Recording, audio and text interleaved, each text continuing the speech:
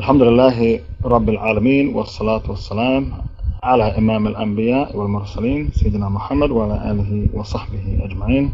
اللهم أرنا الحق حقا وارزقنا اتباعه وأرنا الباطل باطلا وارزقنا اجتنابه. Brothers and sisters in Islam, Assalamu alaikum wa rahmatullahi wa barakatuh. This is the last segment of our conference, and the topic is the help of Allah. The speech is the requirements to receive Allah's help, and the second segment, why sometimes the help of Allah didn't come. Because there are many people who are fighting all over the world, and many Muslims have lost wars and battles.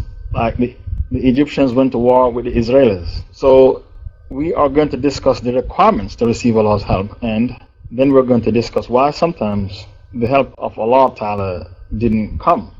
There is a surah that talks about Allah's help, Surah 110. أعوذ بالله من الشيطان الرجيم بسم الله الرحمن الرحيم إذا جاء نصر الله والفتح ورأيت الناس يدخلون في دين الله أفواجا فسبح بحمد ربك واستغفر إنه كان توابا. When you see the help of Allah, Nasrullah, and the Fath, the great victory, the conquest of Mecca, and you see people rushing into the fold of Islam in great multitudes, celebrate the praise of your Lord and seek His forgiveness. Verily, He is the most forgiving. إِنَّهُ كَانَ تَوَّابًا. He is the one who turns to the believers and accept their repentance when they turn to Him with sincere repentance. This conquest which Allah Ta'ala is speaking about here is the conquest of Mecca. And it was by the help of Allah and the mercy of Allah that they were able to conquer Mecca. But there were many things that led up to the conquest of Mecca. The conquest of Mecca didn't come overnight. It took the Prophet 21 years to conquer Mecca. The whole purpose of the coming of Muhammad is to cleanse Mecca of kufr and shirk and to present Islam to the people in a pure form, pure from kufr, shirk and zandaqah. But before Mecca was conquered, the Muslims, they suffered persecution, and some of the Sahabas died under the persecution, like Sumayya, the first martyr, a woman, and her husband, Yasir. They had to suffer migration with one suit on their back to Ethiopia. They suffered 3 years of sanction and embargo. They suffered wars and rumors of war. The Battle of Badr, the Battle of Uhud, the Battle of the Ditch. And they suffered the loss of lives and properties. They migrated to Medina. They established Medina. The Islamic State of Medina was called the base, al-Qaeda. So when you hear CNN and BBC talking about al-Qaeda, Fox News, the word al-Qaeda means the base. The Prophet established al-Qaeda. What was al-Qaeda in the time of the Prophet? Medina was the base. Medina was al-Qaeda. In order for you to receive Allah's help, you need to establish a base. And the kuffar, they know that the base is very, very important. Without the base, you have no grace. No base, no grace. Without the base to launch your jihad effort, how will you be able to be successful? When the Prophet marched on Mecca, how many people do you think marched with him to conquer Mecca? 10,000. 10,000 Sahabas marched against Mecca to conquer Mecca. Where did they march from? From the base. Al-Qaeda. The word Al-Qaeda means the base. And in the time of the Rasul, the Qaeda, the base was Medina. So if you don't have a base by which to launch your jihad effort, you're not going to reach anywhere. So the Rasul showed you how to be successful. He migrated and established a base, Al-Qaeda, and from that base, he was able to conquer many, many Arab tribes. Even from the base, he was able to formulate an army of 30,000 to march against the Romans on the Tabuk expedition. Therefore, the very first prerequisite for you to receive Allah's help is for you to establish a base. Stop living in Europe and America and become police and soldiers and become senators and MPs and vote, and you enjoy luxury living in Europe and America, and you refuse to do what the Prophet did to make hijrah and establish a base. And the Arabic word for base is what? Al-Qaeda. Did you see the Prophet going to live among kuffar and amalgamate into their society and try to adopt their principle like what you have done? You live among kuffar and become Democrat. If you're a Democrat, you're just like a Jew or a Hindu or a Buddhist. A democracy is a religion of the Satan. So when you become a Democrat, you're not a Muslim anymore. You have relinquished your Islamic faith. You turn apostate. The Sahabas didn't do that. They established a base, and from the base, which is Medina, they launched their jihad effort to spread Islam all over the world. That is the manhaj. So the first thing for you to receive Allah's help is for you to establish a state, the Islamic state, and implement Allah's deen. And when Allah see you implement His deen, His Sharia, then Allah will love you and give you victory over the unbelieving folks. That is the way forward. Not to come to Europe and America and amalgamate into their society, and you see your sons become drug addicts and homosexuals, and your daughters become prostitutes, sleeping with every kafir they can find. Is that what you want? The Sahabas didn't do that. They established a base. The second prerequisite for you to gain Allah's help, because the theme of the conference is how to gain Allah's help. The second requirement is to be sincere. Sincerity is the second requirement. So when the man said to the Prophet, some people fight for the fame, and some fight for the money, some fight for the fame, some want the wealth. Who is fighting fi sabilillah? The Rasul said, Man qatala litakun kalimatullah la ilaha illallah hiya al-ulya fahuwa al-mujahid fi sabilillah. The one who fights to make la ilaha illallah the highest, only he is the mujahid fighting fi sabilillah. The third requirement is for you to have sabr, because even prophets were stricken with calamity in the past. Baqarah 214. Haven't you heard about Prophet Samuel from Bani Israel? Allah said even that Prophet Samuel, when he was with his flock and they were suffering, even the Prophet himself cried out, when is the help of Allah coming? Baqarah 214. أم حسبتم أن تدخلوا الجنة ولما يأتكم مثل الذين خلوا من قبلكم مستهم البأساء والضراء وزلزلوا حتى يقول الرسول والذين آمنوا معه متى نصر الله ألا إن نصر الله قريب. Or think that you will enter paradise without such trials as came to those who passed away before you. They were afflicted with severe poverty and ailments, and were so shaken that even the messenger and those who believe along with him said, when is the help of Allah coming? Mata Nasrullah. Yes, certainly the help of Allah is near. So you need sabr in order for you to receive Allah's help, because Allah Ta'ala told you, Inna Allah ma'as sabirin. Surah 8 verse 46. Inna Allah ma'as sabirin. Now look at the situation in Syria. How can you overcome Bashar al-Assad if you don't have sabr? Bashar al-Assad, he has China and Russia helping him. And the reason why China and Russia is helping him is because he is their client. He buys weapons from them, China and Russia. And when he buys from China and Russia weapons, he doesn't buy by the millions. He buys by the billions. Now, I have seen on YouTube yesterday 25 kids with their heads blown off. Half of their head remain, half blown off. The army of Bashar al-Assad is butchering the Muslims, and they target kids. It's on YouTube. And I saw on YouTube they said a man in white and he looks like an angel.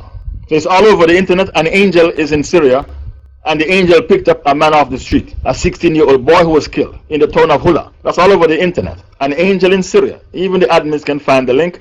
An angel is in Syria. Allahu Alam if it's an angel or a man. But that's what I saw on the internet. An angel dressed in white picked up the boy who was shot. Now, this man was put in power by the French in the 1940s, 1945, because the French colonized Syria. And when they captured Syria, they kicked the grave of Salahuddin and said, we're back, we're back. They said, Saladin, we're back, we're back. Now, whenever the Kuffar plot a disaster, they plot it 50, 80 years ahead. They know that if they put the Alawites in power, have you found angel in Syria? Okay, that's one link, the angel in Syria. Okay, bring me the link where the heads of kids were blown off. The heads of kids were blown off by the Syrian army. The French, they know that if they put the Alawites in power, Alawites will believe that Ali is divine. The Sunnis will have to get them out of power, and the Alawites will not relinquish power. So there will be a bloodbath. What is happening in Syria, the French plotted it since the 1940s, the mid-1940s. The French, they plotted this disaster since the mid-1940s. So because of that, the French are not interested to intervene the way they intervene in Libya. Who was the first country to attack Gaddafi? The French. Didn't you know that? The French were the first to attack Gaddafi. They intervened in Libya. So why the French refused to intervene in Syria? Because the legacy, the Alawite in power, that is a French legacy.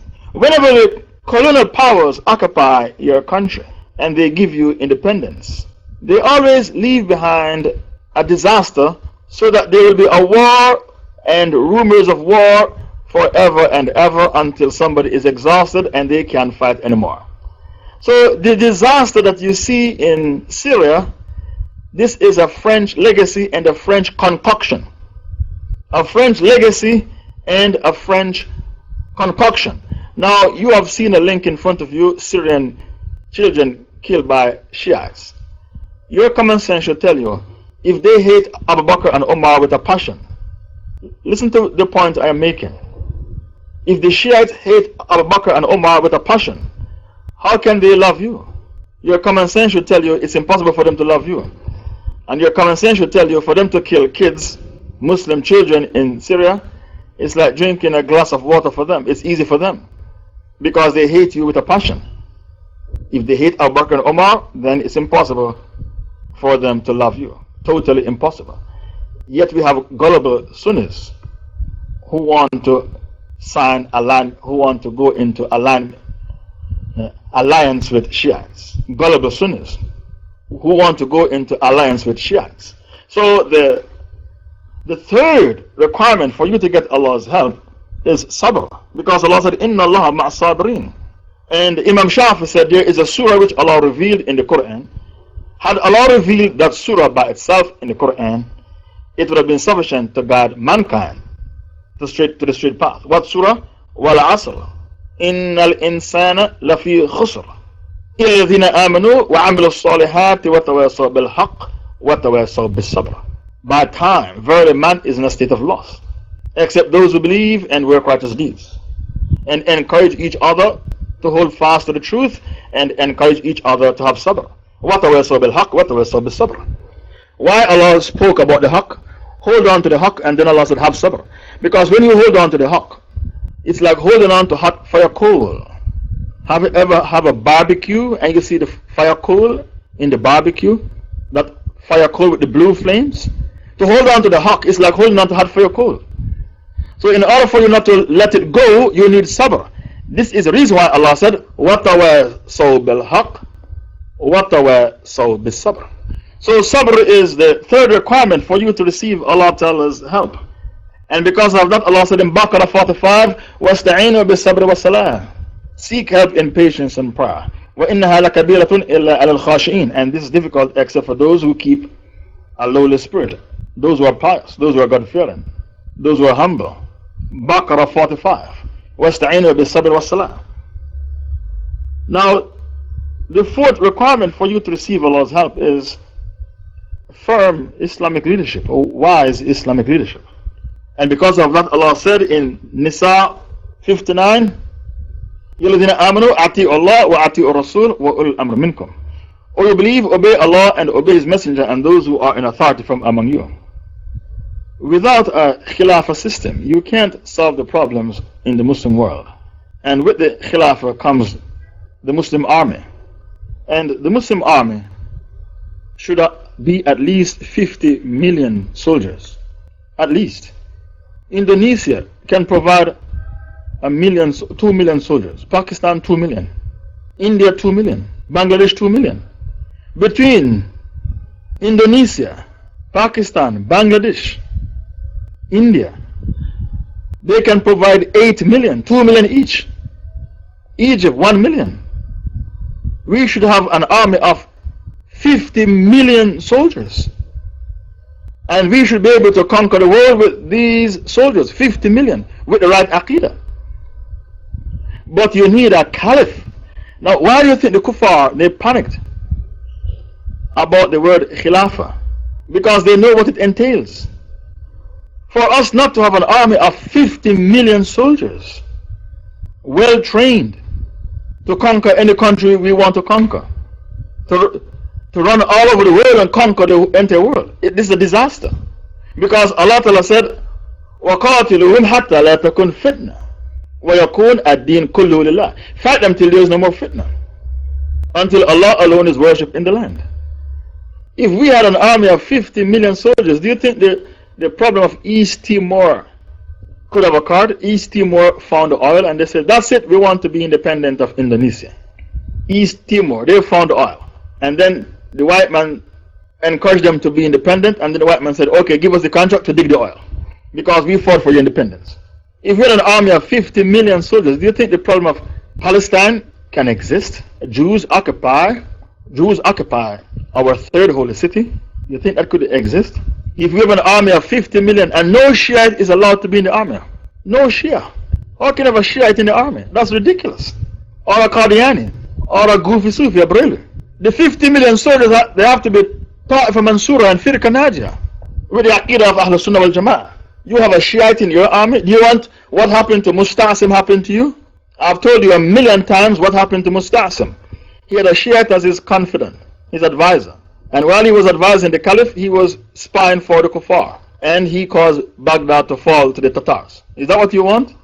If we had an army of 50 million, do you think Muslims could be raped by the Shiites in Syria and Iraq?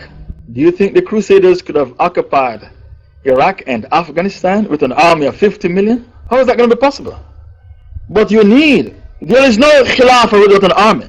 That doesn't exist. There is no Caliphate without an army. That doesn't exist in Islamic history. Harun al-Rashid, the Caliph, he used to do Hajj 1 year and Jihad the following year. And he followed that format with his life until he died. 1 year Hajj, 1 year Jihad. And he led the Jihad himself. He didn't stay at home. Then he used to stay on his balcony. And when he looked in the sky, he saw rain clouds, black clouds in the sky. He said to the clouds, fall wherever you want to fall. Because wherever you fall, your harvest will come right here in my palace. These are the words of Harun al-Rashid. So in order for us to get Allah's help, we need firm and wise Islamic leadership. To have no caliph, you are headless chicken. No caliph, you are like what? Headless chickens. And the kuffar, they know that. So they panic about the word a base. If you have a base, you know what I said about the base? It's a safe haven for a terrorist. We can't afford for them to have a base. It's a safe haven for terrorists. And they panic about the word Khilafah. Because they know with a caliphate, the army of the Muslims will be at least 50 million. And we can conquer anywhere in the world. The fifth requirement for you to get Allah's help is unity. And Allah told you that my requirement for you to get my help is for you, the Muslims, to be united. Surah 8, verse 46. Allah told you, my requirement to get my help is to be united. No unity, no help. No help, you become weak. So Allah said, وَأَطِيعُوا اللَّهَ وَرَسُولَهُ وَلَا تَنَازَعُوا فَتَفْشَلُوا وَتَذْهَبْ رِيحُكُمْ وَاصْبِرُوا إِنَّ اللَّهَ مَعَ الصَّابِرِينَ. And obey Allah and His Messenger, and do not dispute one another. Don't bicker amongst yourselves. Don't be disunited. Don't dispute. What will happen if you dispute? Lest you lose your courage and your strength departs from you. If you are not united, Allah said what? Your strength will depart from you. And have sabr. Verily Allah is with those who have sabr, the patient. So Allah is telling you that in order to get my help, you need to be united. You can't be at each other's throat and expect me to help you. Things don't work like that. And the kuffar will always try to disunite you. We did the sealed nectar in this room, right here in Authentic Tawheed. And every time I did a battle, I pick out the lessons from the battle. Sometimes I pick out 20 lessons from one battle. Didn't I tell you that at the Battle of Uhud, Abu Sufyan sent a message to the Ansars and said, don't come to the battlefield. Stay in Medina. We want to fight our cousins, al-Muhajirun, the Muslims of Mecca. Abu Sufyan sent a letter or a message to the Ansars and said, don't fight, don't come to Uhud to fight. We don't have any quarrel with you. We only have quarrel with al-Muhajirun, those who migrated from Mecca. He tried to split the Ansars from al-Muhajirun. Abu Sufyan did that at the Battle of Uhud. That's why it's important to study Sirah, because history repeats itself. Did the Ansars listen to Abu Sufyan and go back home and said, we are going to abandon al-Muhajirun to go it alone? They did not. They told Abu Sufyan to get lost. When you have taqwa, nobody can divide you. So what Abu Sufyan did, The white man did the same. When he invaded Iraq, he split Iraq up into 3 parts. The Kurds in the north, Kurdistan, the Arabs in the middle, and the Arab Sunnis in the middle, and the Arab Shiites in the south. And the oil in Iraq is in the south, and in the north where the Kurds are in the north, and in the south where the Shiites are, and in the middle where the Sunnis are living, there is no oil wealth there. So the Sunnis, their plight in Iraq is unspeakable. The white man did it. Divide up Iraq into 3. The Kurds in the north, the Shiites in the south, and the Arab Sunnis in the middle. Then he invaded Afghanistan. Well, he invaded Afghanistan before he invaded Iraq. I don't know why I mentioned Iraq first. I should have mentioned Afghanistan first, because he invaded Afghanistan before he invaded Iraq. When the Crusaders invaded Afghanistan, they did exactly what Abu Sufyan was trying to do at the Battle of Uhud, to divide Al-Muhajirun from Al-Ansar, to weaken the Muslims. I studied shoulder to shoulder with Afghans in Saudi Arabia, and I never hear them talk about Pashtun and Uzbek and Turkmen and Azar. I never hear them saying these things. When the Kuffar, the Crusaders invaded Afghanistan, then tribalism come to the forefront. This one is Pashtun, and this one is Uzbek, and this one is Tajik, and this one is Turkmen, and this one is Azar. That's when we heard about these tribes.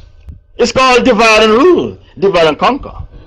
We're going to turn them against each other. Uzbek, Pashtun, and Tajiks, and Turkmen, and the Azara, those with Chinese eyes, and they are Shiites. And they have a lot of power in Afghanistan now, since the Taliban fell. So these tribes came to the forefront after the Crusaders entered into Afghanistan. So the same way they divided Afghanistan along the line of tribes, Tajiks, Pashtuns, Uzbek, Turkmen, Azaras, they divided up Iraq on the same line, and having ethnic cleansing taking place in Iraq right now. Even the Kuffar are appalled about the ethnic cleansing that is taking place in Iraq as we speak. The Shiites have death squads, killing all the Sunnis they can find. Some places in Iraq you only see widows, women. Where are the men? They are killed. All the men are killed. You only see women in the villages, and the Shiites, they came and they rape these women on a daily basis. That is the scenario in Iraq. How do I know? Because I keep in touch with fiqh al-waqi, current events on the ground. Why did Iraq and Afghanistan become divided among tribalism, along the lines of tribalism? Because the Kuffar, their modus operandi, their way of doing things is what? Divide and rule, divide and conquer. Therefore, in order for you to gain Allah's help, you need unity. Like Allah told you in Surah 8 verse 46, you will never receive my help will never come to you unless you are divided. Because if you are divided, Allah said what? Your courage will depart from you, and your strength shall depart from you. My requirement and my prerequisite for you to receive my help is for you to be united amongst yourselves, not to be divided. And we continue. What is the other requirement for Allah's help to come?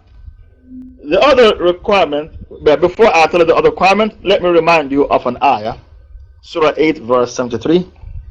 Because every time a Shaykh gives a speech about unity, if he doesn't quote Surah 8 verse 73, the speech is not complete. Every time a Shaykh gives a speech about unity, if he doesn't quote Surah 8 verse 73, the speech is not complete. So what exactly did Allah say in Surah 8 verse 73? وَالَّذِينَ كَفَرُوا بَعْدُهُمْ أَوْلِيَاءُ بَعْدٍ إِلَّا تَفْعَلُوهُ تَكُنْ فِتْنَةٌ فِي الْأَرْضِ وَفَسَادٌ كَبِيرٌ. Listen to the ayah. And those who are disbelievers are allies of one another, whether they are Jews, Christians, Sikhs, Buddhists, atheists, agnostic, lesbian, gay, bisexual, whatever persuasion they follow. Liberal Democrat, Labour, Conservative, the Republican Party, the Democratic Party, Whatever political persuasion they follow, they will unite against you. They shall put their differences aside and unite against you. Allah is giving you a warning in Surah 8, verse 73. Anytime a Shaykh gives a speech about unity, if he doesn't quote this ayah, the speech is not complete. وَالَّذِينَ كَفَرُوا بَعْدُهُمْ أَوْلِيَاءُ بَعْدٍ. As for those who are disbelievers, they are allies of one another, friends and protectors of one another. Then Allah said, if you, the Muslims of the whole world collectively, do not do so by becoming allies as one united block under one Khalifa, a chief Muslim ruler for the whole Muslim world, to make victorious Allah's religion of Islamic monotheism, there will be fitna, wars, battles, polytheism, and oppression on the earth, and a great mischief and corruption. These things will appear on the earth. So this is Allah Ta'ala's warning. First, Allah makes a statement, the kuffar are united. That's a statement. And then Allah gives you a warning. If you don't unite like they are united, there will be fitna on the land and great corruption. You will have to unite with even Ash'a'ira, who say Allah is everywhere. When Salahuddin Ayyubi conquered Jerusalem, which Aqidah you thought he had? Ash'a'ira. Don't go to the battlefield to discuss Aqidah, Ash'a'ira, Mu'tazila.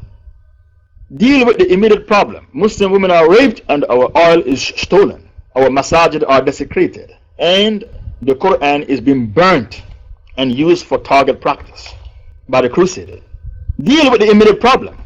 When you defeat the kuffar, then you can sit down and discuss where is Allah. Is he over the arsh or is he everywhere?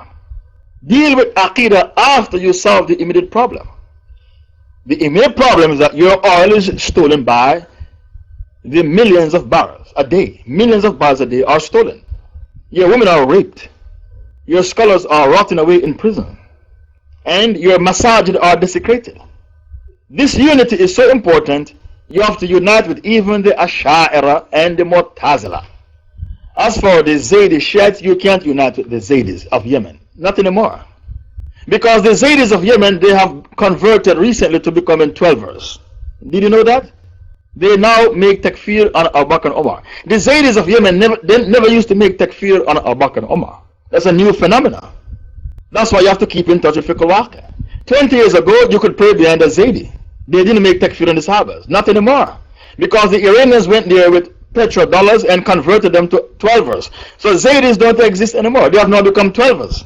They accuse Aisha of committing zina and they make takfir on the Sahabas. This is why the Mujahideen declare war on the jihad on the Zaydis of Yemen. They took them out recently with a huge bomb.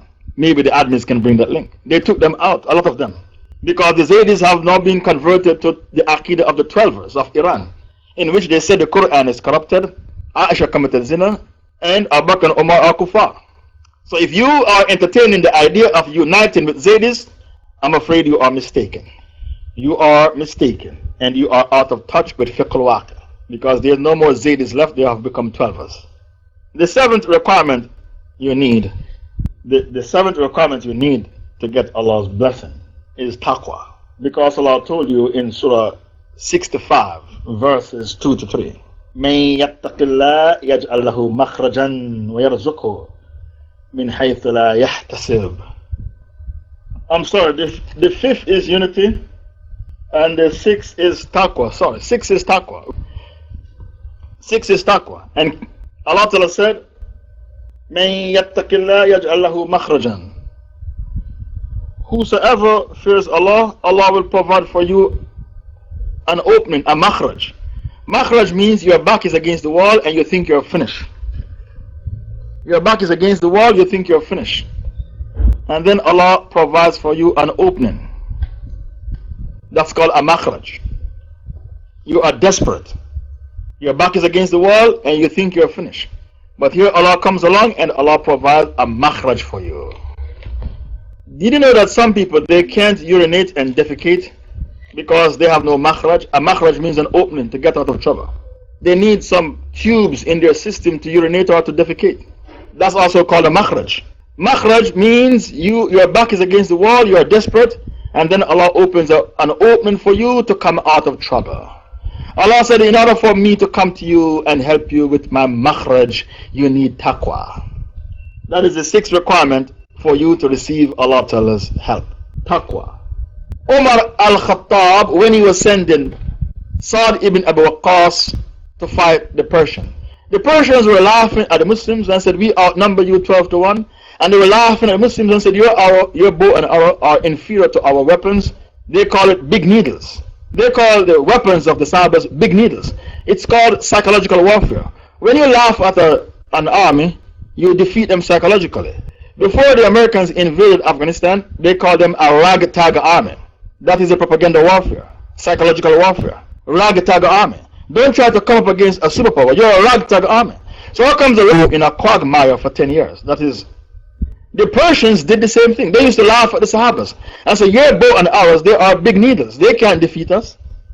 Kuffar like to laugh at you to take away your confidence. But how can they use propaganda warfare and psychological warfare to take away from you your confidence? That doesn't make sense. Because you say, Hasbunallah wa ni'mal wakeel. You put your tawakkul in Allah. So the kuffar, that's their strategy. When Omar was sending Sa'd ibn Abu Waqqas to fight the Persians, he said, their weapons are superior and they outnumber you, but I don't fear their weapons and their large number. What I fear is that you, the Muslim army, you will commit sins. And when you commit sins, the help of Allah will be lifted up.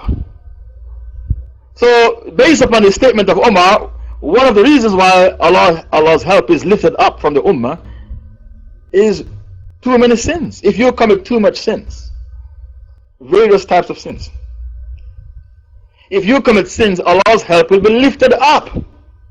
So taqwa is a requirement for you to gain Allah's help. And Allah Ta'ala said, when you are going on a journey, any journey in life you are going on, always take the best of provisions with you. And what's the best provision? Baqarah 197. What's the best provision? Allah said, وَتَزَوَّدُوا فَإِنَّ خَيْرَ الزَّادِ التَّقْوَى. Take your provision with you, and the best provision you can take on any journey is taqwa. That's the best provision you can take with you on any journey. وَتَزَوَّدُوا فَإِنَّ خَيْرَ الزَّادِ التَّقْوَى. Take provision with you. If you're going to Hajj, take your provision. If you're going on a journey to seek knowledge, take your provision. If you are getting married, which is another journey in life, take your provision. And any journey that you are embarking on, the best provision you can take with you is taqwa. Sometimes when a Muslim is going on a journey, you say, ittaqillah, fear Allah, and he gets offended. But the Sahabas used to say that to each other. If a Sahaba was going on a journey, his friend would say to him, ittaqillah, fear Allah. And they didn't get offended. If you say that to a Muslim today, ittaqillah, he gets offended. He said, what do you think? I'm not practicing? If you are equal to the kuffar in sins, you drink like them, you commit zina like them, you smoke weed like them, you sniff cocaine like them. If you become equal to the kuffar in sins, the army with the better weapon will win the war. And the kuffar, they have better weapons, so they'll win the war. So you can't be equal to the kuffar in sin. So the advice of Umar is that if you commit sins while you are on your journey to fight the kuffar, the help of Allah will be lifted up from your midst. And then you'll be stranded with no help. The eighth requirement for you to get Allah's help is preparation. You need to be prepared. Now, even though your Lord is Allah, the only true God, and Muhammad is your prophet, and your religion is Islam, the only true religion, and your Qibla is Mecca, the only true Qibla, you can't go to the battlefield empty-handed. Preparation is another requirement to get Allah's help. Your Lord is Allah, the only true God. Your prophet is Muhammad, the last prophet, the best prophet. Your religion is Islam, the only true religion. But in spite of all that, you have to be prepared. You can't go to the battlefield empty-handed. Or you go to the battlefield with no type of preparation. Allah told you to prepare in Surah 8 verse 60. وَأَعِدُّوا لَهُمْ مَا اسْتَطَعْتُم مِّن قُوَّةٍ وَمِن رِبَاطِ الْخَيْلِ تُرْهِبُونَ بِهِ عَدُوَّ اللَّهِ وَعَدُوَّكُمْ. And prepare for them to the best of your ability with power, including steeds of war. Anfal 60. In order to strike terror into the hearts of my enemies and your enemies. To strike terror into the hearts of my enemies and your enemies.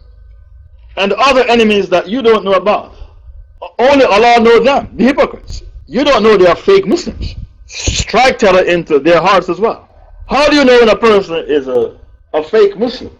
Because when the country is invaded, how is the sound now? I've plugged out my fan.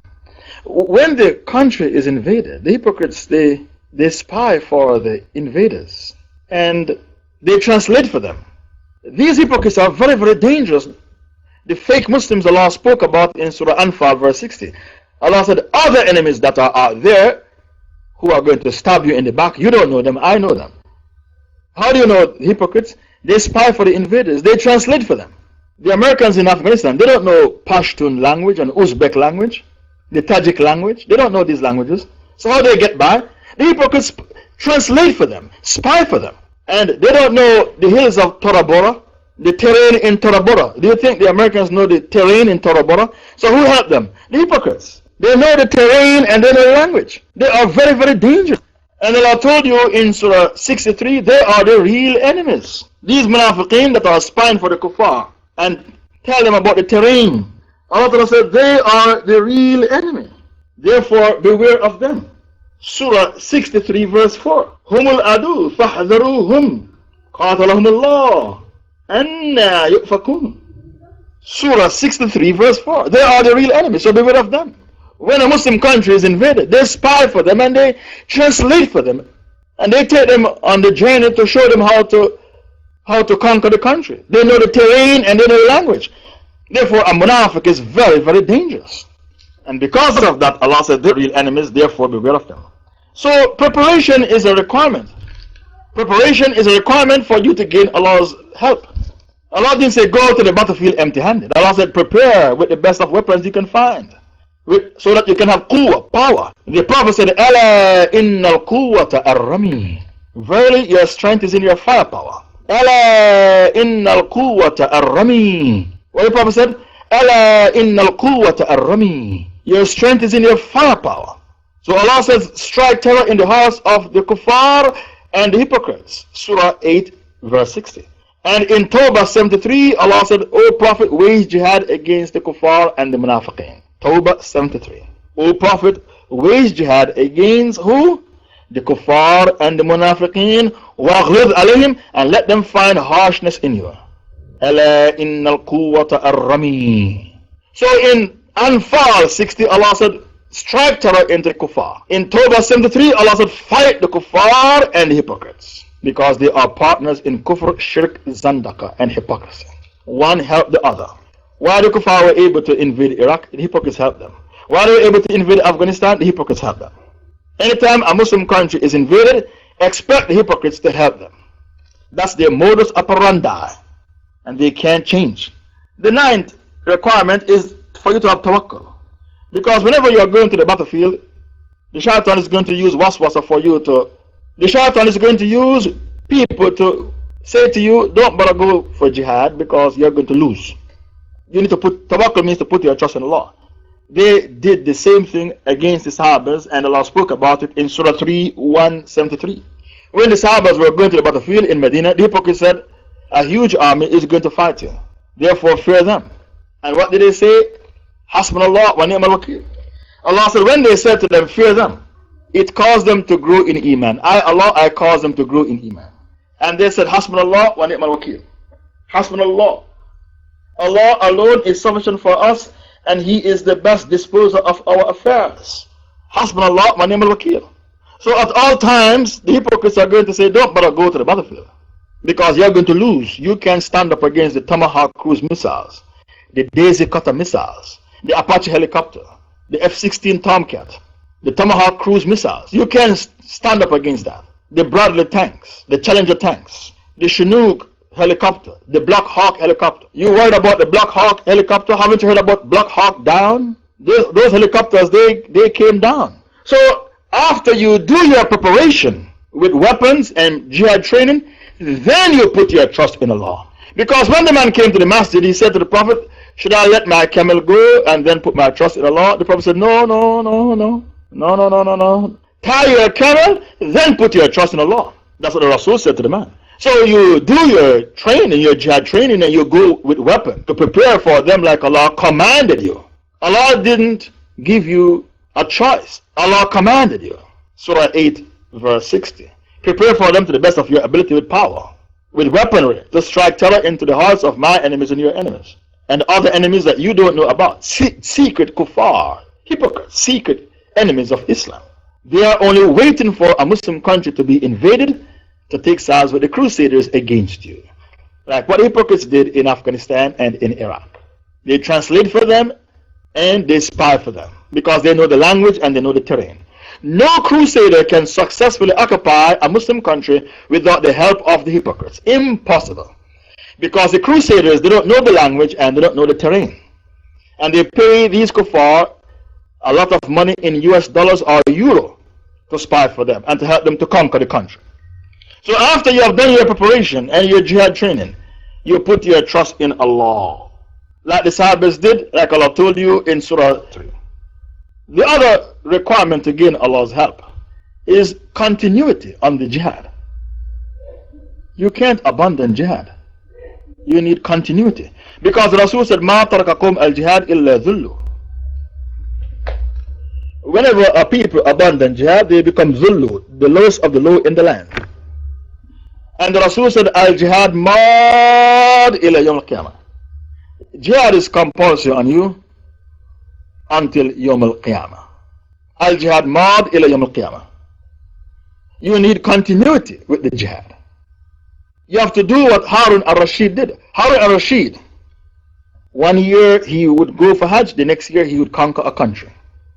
1 year when he became the Caliph, what was his format? 1 year he would go to Mecca to perform Hajj, and the next conquer a country. 1 year Hajj, 1 year he conquered a country. And he continued that format until the angel of death took his soul, the Abbasid Caliph. And this is called continuity with jihad. The Rasul said, whenever you hang on to aina, interest, and you hang on to the tails of cattle and agriculture, and you abandon jihad, Allah caused a disgrace to descend upon you, and Allah will never remove the disgrace until you return to your deen. Return to your deen means return to jihad. So if you abandon jihad, Allah will abandon you. So a requirement for you to gain Allah's help is to continuously fight jihad to establish Allah's Khalifa on earth. And if you forget Allah, Allah will forget you. Allah told you in Surah Tawbah verse 67, Nasallah fanasiyahum. Tawbah 67. If the moment you turn away from Allah, you forget Allah, Allah forgets you. Now what is the tafsir? Tawbah 67. Because there is no one in this room. There is no one in this room who believes Allah forgets. You can't say Allah forgets. That's not acceptable. So what's the tafsir of Tawbah 67? The tafsir is ignore Allah, so Allah ignores you. Allah doesn't forget. You ignore Allah, therefore Allah Ta'ala ignores you. That's the tafsir of Tawbah 67. They have forgotten Allah, so He has forgotten them. Okay. I only want that piece of the ayah. They have forgotten Allah, so He has forgotten them. Verily the hypocrites are the fasiqun. Tawbah 67. The other requirement for you to gain Allah's help is to practice continuity with the jihad. You can't abandon jihad. The kafirs, these crusaders are bloodthirsty. They want your oil. They want your gold. They want your natural resources. And when they conquer a Muslim country, they allow their soldiers to rape Muslim women, deliberately to disgrace the Ummah of Muhammad. These crusaders are bloodthirsty. You can't afford to abandon the jihad. You have to practice continuity. Because the law of nature says you need to resist in order to exist. Didn't we cover the 13 laws of nature in this room? Didn't I tell you one of the laws of nature is you need to resist to exist? Have you forgotten the laws of nature? Didn't I tell you one of the laws of nature is to resist to exist? And Allah told you in Baqarah 251, وَلَوْلَا دَفْءُ اللَّهِ النَّاسَ بَعْدَهُمْ بِبَعْضٍ لَفَسَدَتِ الْأَرْضِ وَلَكِنَّ اللَّهَ ذُو فَضْلٍ عَلَى الْعَالَمِينَ. Allah said, if I did not repel one set of people with another, the whole world would have been destroyed. Baqarah 251. If I did not repel one set of people with another, the whole world would have been destroyed. the other requirement to gain Allah's help, you're Amir in all aspects of life. Those who are in authority. Your Amir means they're religious leaders. The sincere ones, not the hypocrites. Not people like Yusuf Qaradawi or Tariq Ramadan. I'm talking about the sincere religious leaders. You have to obey them in their verdicts in regards to Aqidah and Fiqh and Manhaj. And to obey your leaders who are on the battlefield. Your military leaders. Your political leaders who implement the Sharia. Not political leaders who implement. So those who are in authority, they are the religious leaders, the political leaders, the military leaders. Allah told you in Surah Nisa, verse 59, يَلِذِينَ آمَنُوا أَطِيعُوا اللَّهَ وَأَطِيعُوا الرَّسُولَ وَأُولِي الْأَمْرِ مِنْكُمْ. All who believe, obey Allah and obey His Messenger and those who are in authority from among you. Those who are in authority. If you don't obey your leader, the disaster cannot be calculated. We did the sealed nectar in this room and we covered the Battle of Uhud. And I told you the disaster. The Prophet put 50 archers on the hill and told them, don't leave the hill until I give you the permission to leave the hill. If you see us winning, don't come down. If you see us losing, don't come down. Why the Prophet put such emphasis on that hill? And he told them, if you see us winning, don't come down. If you see us losing, don't come down. Under no circumstance should you leave the hill. Because the Prophet was a military strategist.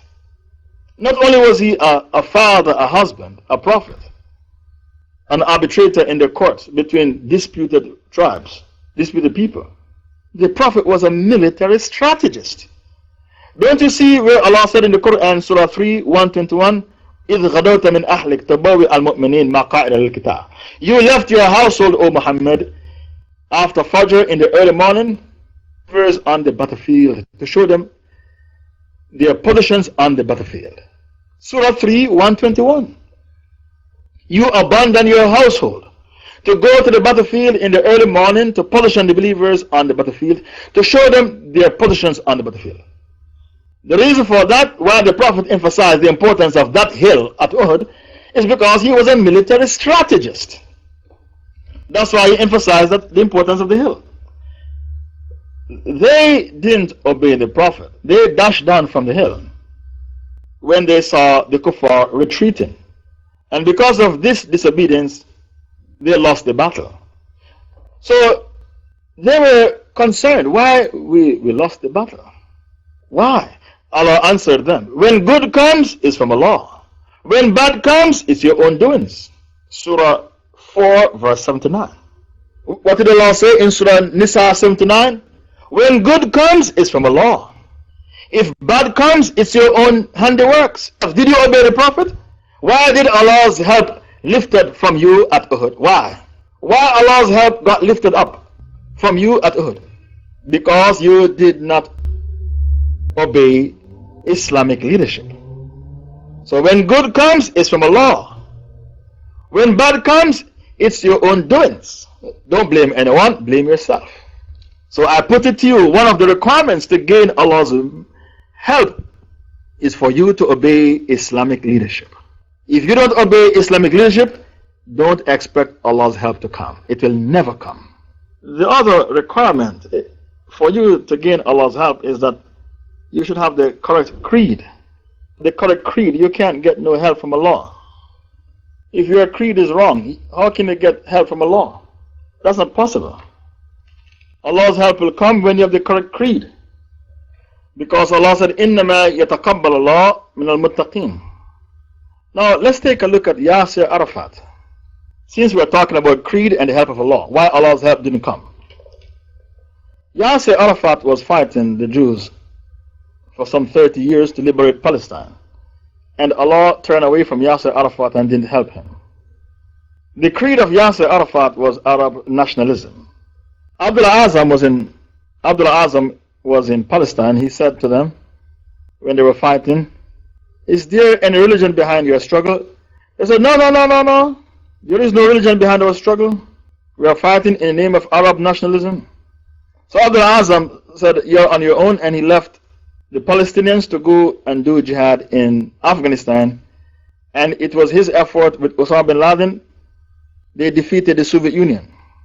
He was the one who recruited Osama bin Laden, Abdullah Azam. He's called the father of jihad for this era. Why is it that Allah helped the Mujahideen in Afghanistan to defeat the Soviet Union, and the Soviet Union became dismantled and destroyed, but Allah didn't help the Palestinians to liberate Palestine from the Jews? The answer to that is, if your creed is wrong, you're not fighting fi sabilillah, you're fighting in the name of Arab nationalism. Allah's help will never come.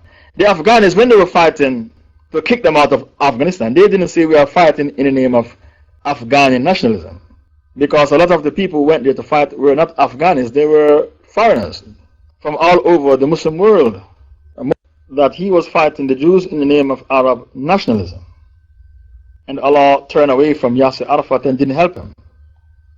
The reason for that is that you need the correct creed. In order for you to gain Allah's help, you need the correct creed. So when Abdullah Azam approached the Palestinians and he asked them, is there a religion behind your struggle? We are struggling in the name of Arab nationalism, no religion. Abdullah Azam abandoned the Palestinians and he went to Afghanistan to fight against the Soviet Union. And they defeated the Soviet Union. Today, the Soviet Union is in the dustbin of history. So why did Allah help the Afghans to confine the Soviet Union to the dustbin of history? The jihad in Afghanistan was successful. The Soviet Union is history, it's no longer. But the Palestinians did not succeed in winning their war against the Jews and liberate Masjid al-Aqsa. One question I'm asking you. Because our topic is why Allah's help didn't come. Or what are the requirements to receive Allah's help? I'm using two scenarios. I'm using practical examples that you can relate to because you are living in that time, that era. All of you remember when the Mujahideen were in Afghanistan. I'm saying to you that if for you to gain Allah's help, you need to have the correct creed. Now look at Jamal Abdel Nasser in Egypt. When he was fighting the Jews, he was fighting in the name of socialism. Jamal Abdel Nasser is a socialist. Jamal Abdel Nasser of Egypt was a socialist. Where do you think Gaddafi got his socialist ideas from? From Jamal Abdel Nasser. Gaddafi became a socialist because he was influenced by Jamal Abdel Nasser. Where do you think the Algerians got their socialism from? From Jamal Abdel Nasser. And the Yemenis, they all copied Jamal Abdel Nasser. Where do you think Yasser Arafat got socialism from? From Jamal Abdel Nasser. So when Jamal Abdel Nasser was fighting the Jews in the 1967 war, the 6-day war, he was fighting in the name of socialism. And the Jews were fighting in the name of Judaism. They won. So Allah turned away from Jamal Abdel Nasser.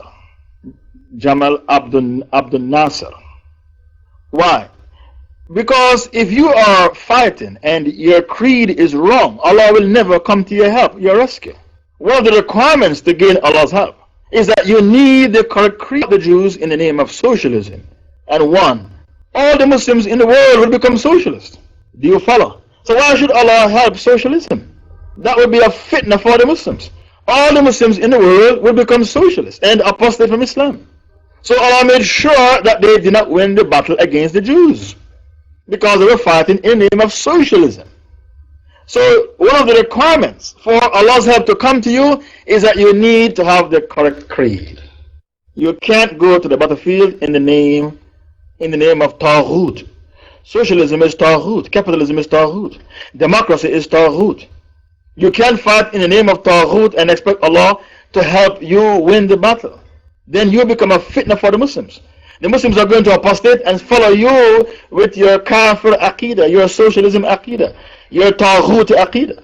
Allah can't grant victory to Taghut. You are going to become a fitna for the believers. So when you want to gain Allah's help, you have to abandon isms and schisms. You can't fight in the name of isms and schisms. Because the Prophet said, Man qatala, anybody who fights to make La ilaha illallah the highest, he is the mujahid fighting fi sabilillah. Not fighting for the sake of democracy, socialism, capitalism, racism, tribalism, and isms and schisms. You can't fight in the name of isms and schisms. Every ism and schism is Taghut. The other requirement to gain Allah's help is justice. You need justice, and when you are just, then Allah will love you and help you. The last chapter, why Allah's help didn't come or it is delayed. The last chapter, why Allah's help didn't come or it was delayed. The first reason why Allah Ta'ala didn't help us, why Allah's help didn't come or it was delayed. The first reason, we have no base, no qaida. They know the base. Why the Prophet was able to conquer Mecca? He launched his conquest from Medina. That is the qaida, the base. The kuffar, they know the importance of al-qaida. Al-qaida means the base, the land by which you launch your jihad. When Abu Sufyan was returning from Syria with a caravan, it's called the Great Caravan. The Rasul sent his sahabas to conquer Abu Sufyan. He was skillful with the route, so he escaped with the caravan by going towards the Red Sea and escaped with the caravan. He sent messages to Abu Jahl, go back, the caravan is safe, don't fight the Muslims. Abu Sufyan didn't want to fight the Muslims because he knows that brother will fight brother and father will fight son. Nephew will fight. Ibn al-Jarrah chopped off the head of his father, and Omar chopped off the head of his uncle, and many other heads got chopped off. Relatives kill relatives. Abu Sufyan didn't want that, so he said, go back, don't fight the Muslims, the caravan is safe, I escape. But Abu Jahl said, I will never go back, I have to go and fight the Muslims, and destroy Medina. Why Abu Jahl said we have to fight the Muslims and destroy Medina? He said because Medina is a base by which the Muslims are using. We don't destroy this base, which is called Medina, in those days Yathrib, many more caravans will be attacked. So we need to destroy the base. So even Abu Jahl, a kafir who died as a kafir and he's now in the hellfire forever, even he, with his stupid self, he knew the importance of having a base. Do you realize anytime a Muslim country is trying to implement Sharia, implement an Islamic, or in Somalia or in Mali, the kuffar, they panic and said, if we allow them to have a base, just one base, it will be a safe haven for terrorists from all over the world, and they will join the global jihad against our values, our democratic values. Didn't you hear that? The kuffar, they panic. I saw them with my own two eyes. They come on Fox News, they come on CNN, they come on BBC. They are called the historians and non-Islamic history experts on the Islamic creed, who studied in Oxford and Cambridge, other kafir institutions. They said if we allow them to have one base, just one base, it's going to become a safe haven for all the terrorists from all over the world to go and train. And that base will be detrimental because it will destroy our democratic values. So Abu Sufyan said to the kafirs of Mecca, go back, don't fight the Muslims, the caravan is. I've escaped with the kafir ruled Abu Sufyan. And I said, we have to fight the Muslims. We will never go back until we fight the Muslims. Because Medina has become a base. And that base is detrimental to our caravans, our future caravans that will come from Syria. Today, the Rand Foundation, what do they say? If the Muslims have one base, which is an Islamic state, it will be a safe haven. Terrorists from all over the world to go there to train. And that base will become detrimental to our democratic values. Even the kuffar, they know the importance of a base. And there are many gullible Muslims who cannot see the importance of having that base. They want to live in the West, and they want to live in luxury, and they don't want to make hijrah and help towards that base. Now, where will the Khilafah come from? Yemen? Somalia? Because there's jihad there. Mali, in Timbuktu, the Khalifa will be there. Nigeria, Kano, Indonesia, Libya, Egypt, Khilafah will come from. It's none of these countries I have made mention of. None of them. None of the above. The Khilafah will come from Syria.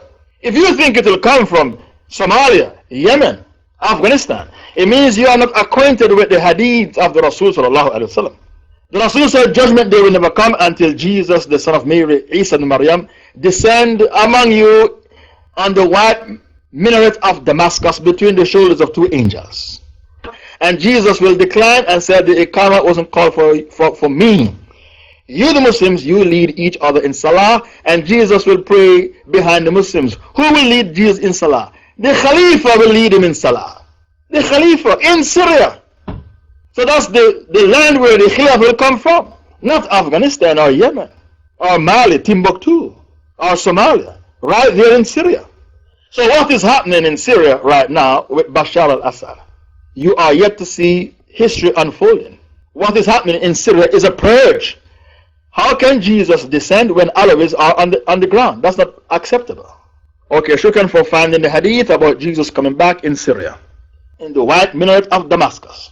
If you think the Khilafah is going to come back in Yemen or Somalia, this means you didn't pay attention to this hadith found in Sahih Muslim. The Khilafah is coming back right there in Damascus. So what is happening with Bashar al-Assad at the moment, and the Alawites and the Sunnis, is called a purge. Jesus cannot come back when Alawites are in power. It's not acceptable.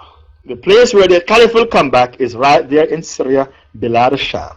And when the Iqamah is called, they'll ask Jesus to lead the Salah, and he'll say, it wasn't called for me. You the Muslims, you are imams of each other, and Jesus will pray behind the Imam. Which Imam? The Khalifa. That's the Imam he'll pray behind, the Khalifa. So the seat of Khilafah, the reinstatement of the Khilafah, will be right there in Damascus. That will be the base, no grace. The other reason why Allah's help didn't come is lack of sincerity. And I've given you the evidence of Jamal Abdel Nasser fighting the Jews and Yasser Arafat fighting the Jews. Both Yasser Arafat and Jamal Abdel Nasser of Egypt, they're Arab socialists. There is no religion behind their struggle. Islam is on the back burner. Socialism is on the front burner. How can Allah help a socialist? This is not acceptable.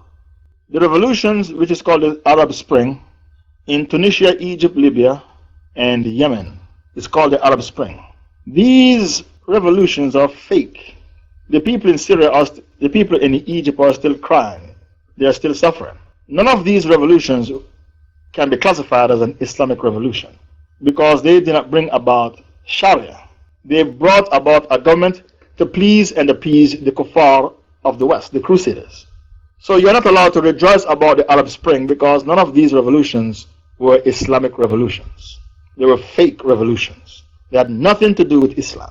And those who died in these revolutions, they died as Democrats, kuffar, to be in the hellfire to abide forever. The only time a revolution is Islamic is if they got rid of the Taghut and they implemented Sharia, an Islamic state. Only then you can rejoice. Only then you say, I want to make hijrah. I'm going to make hijrah to Egypt. I'm going to make hijrah to Libya. I'm going to make hijrah to Tunisia because they have Sharia there. If they did not implement Sharia, these revolutions are fake. They are not Islamic revolutions and they have nothing to do with Islam. They got rid of one Taghut for another Taghut, and they brought about a Kafir regime to please and appease the Crusaders of the West. That's all they're doing. They dance to the tune of the Crusaders of the West. These revolutions have nothing to do with Islam, and you are not allowed to rejoice about these revolutions. When do you rejoice? When Sharia is on the ground. That's when you rejoice. If Sharia is implemented, then you can rejoice, and then you can say, I want to make hijrah, because there is Sharia. The third reason why Allah's help is lifted up didn't come to you. Too much extremism. Have you heard of Ahmad Shukri Mustafa of Egypt? In his Jama'ah, he said if you drink the water from the taps, the pipes, you're a kafir because the water was provided for by the Taghut. You have to go and fetch water from the well. That's extremism. Who's going to follow you with that Khawarij Aqidah? Jamaat Takfir al-Hijrah. If you drink water from the taps, you're a kafir because the water was provided by the government. You have to drink water from the well. Who can follow you with your extremism? Allah said what? وَكَذَلِكَ جَعَلْنَاكُمْ أُمَّةً وَسَطًا. We have made you Muslims a balanced nation. Baqarah 143. You are a balanced nation, not an extremist nation. Ahmad Shukri Mustafa. There are some extremists in our midst today. They say that if you are playing a soccer match a group of Muslims, they go to the park to play a soccer match, and they appoint a man to be the referee for the match. The referee is the hakim, the judge, so you're a kafir because Allah is the only judge. Who's going to follow you with your extremist ideas? If you download Yahoo Messenger or Paltalk or Skype and you click on I agree, you're a kafir because you went to an agreement with the Taghut, because Paltalk is owned by the Zionists, and when you click on I agree, you went into agreement with the Zionists, the Taghut, so you're a kafir because you click on I agree to download Paltalk. That's their idea, and they have their Aqidah on the internet. If you drop a paper in the box to vote, you're a kafir, and we will never give you the excuse of ignorance. If we go to Pakistan or Malaysia and we see a man with the name Muhammad, he's a kafir until we test him and find out if his Aqidah is correct. I will never see him as a Muslim. What if he believes in democracy? I'll never accept him as a Muslim even though he's in Pakistan or in Malaysia with the name Muhammad.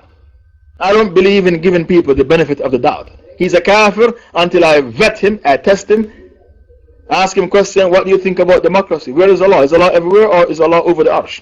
If he says democracy is shura, he's a kafir. I will never accept a man with the name Muhammad as a Muslim until I test him and vet him. And if he has my Aqidah, then I accept him as a Muslim.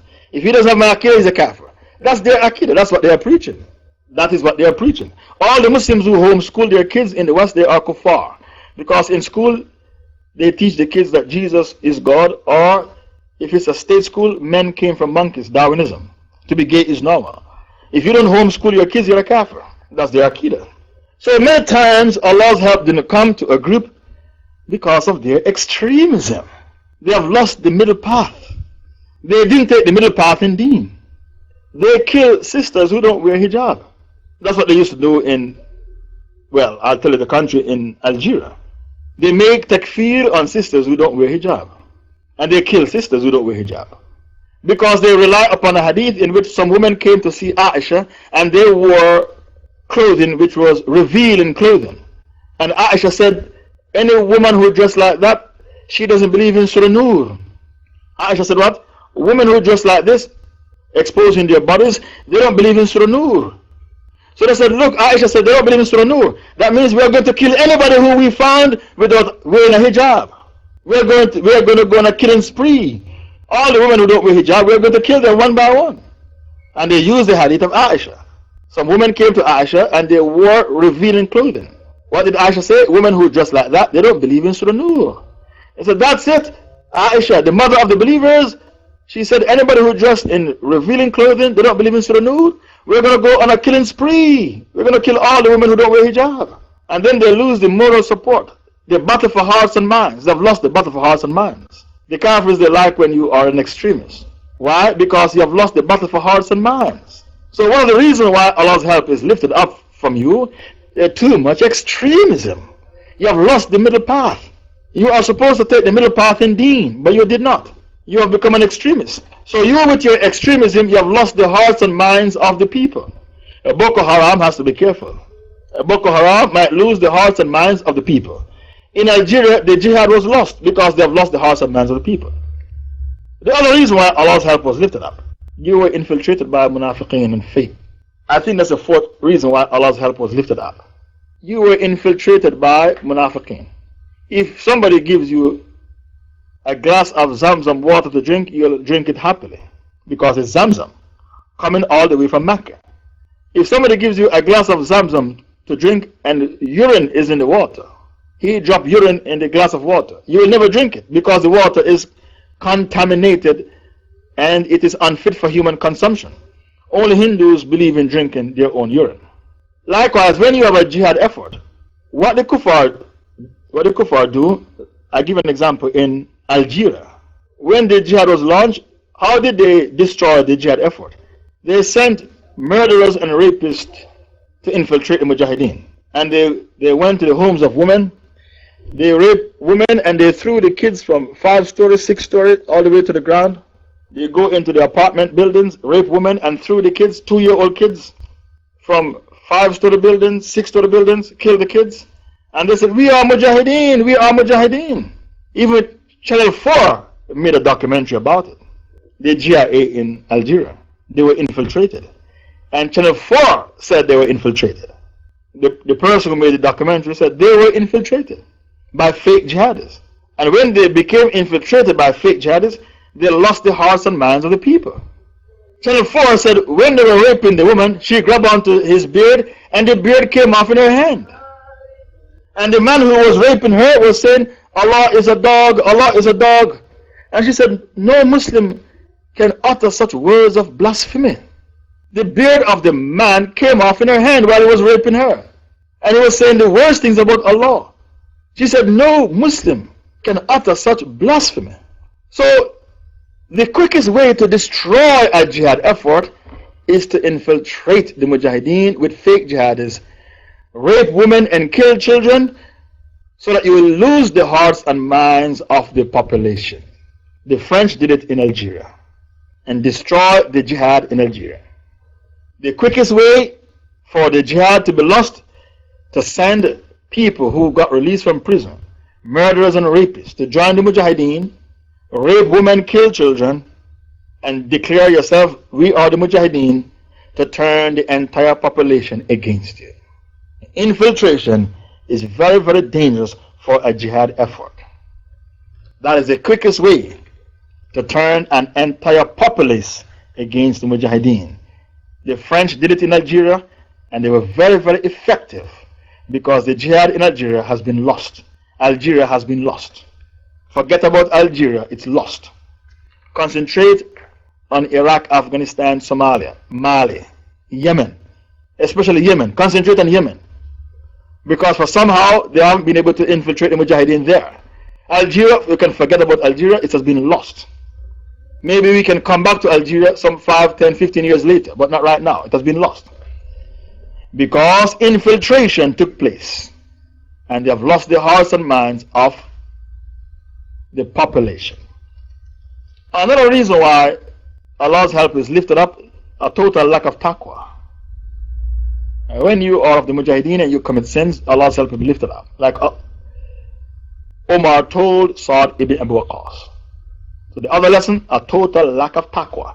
Now bring me the hadith of Omar advising Sa'd ibn Abu Waqqas. I heard it from the lips of one of my sheikhs.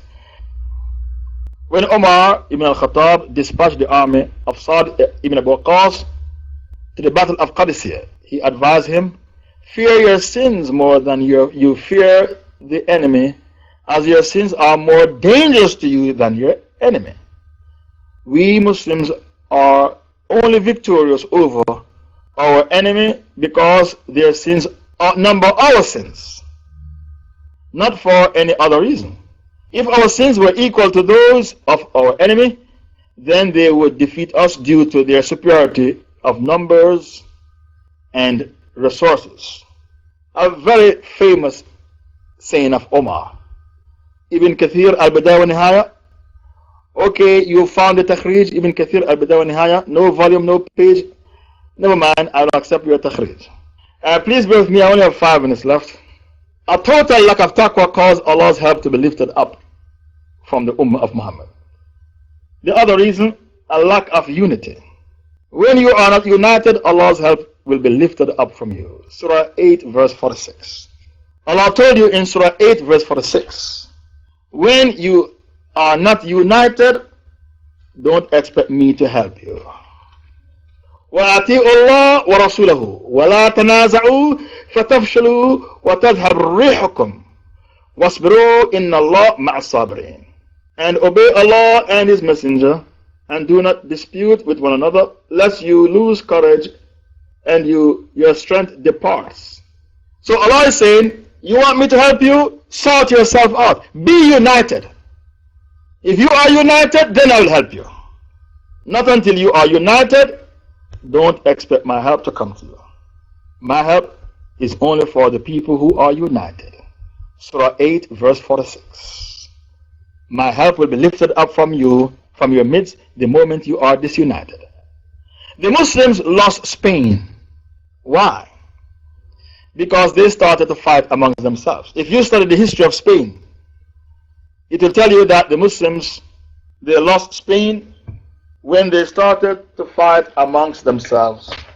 The Muslims were supposed to conquer France the way they conquered Spain, but they were defeated by Charles Martel. Why? Because they started to fight amongst themselves when they had their army on the border of France to conquer France.